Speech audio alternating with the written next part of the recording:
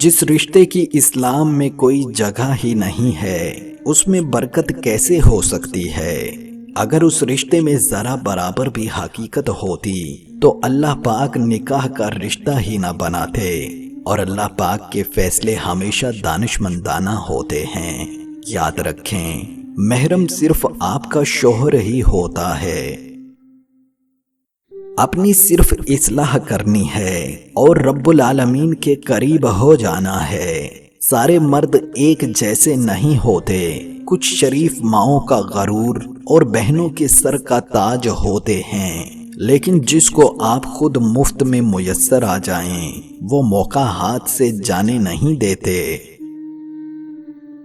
اچھی لڑکیاں چھپے دوست نہیں بناتی، کوئی بھی لڑکی بری نہیں ہوتی، بس اس سے کچھ ایسا ہو جاتا ہے جو برا ہوتا ہے۔ یاد رکھو، گناہ کو برا کہنا ہے، خود کو نہیں۔ اپنی قدر کرو، خود سے پیار کرو، خود کو گناہوں سے بچاؤ، نہیں تو نہ ختم ہونے والا دکھ آپ کا مقدر بن جائے گا۔ یہ صرف دھوکہ ہے، نکاح کے بغیر محبت صرف ڈرامہ ہوتی ہے جو محدود مدت کے بعد ختم ہو جاتی ہے، لیکن آپ اس سے چاہ کر بھی خود کو نہیں نکال پاتے۔ نہ محرم اگر جلتے کوئلوں پر بھی چل کر کہے نا مجھے تم سے محبت ہے تو پھر بھی اس کی بات کا یقین نہ کریں۔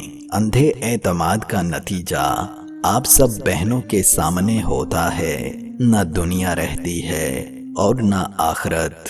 اور اگر گناہ ہو جائے تو بعد میں سچی توبہ کر لیتی ہیں، اور بعض اوقات تو وہ خودکشی کی کوشش بھی کرتی ہیں۔ اسی لیے تو کہتے ہیں کہ ایک گناہ دوسرے گناہ کا دروازہ کھول دیتا ہے۔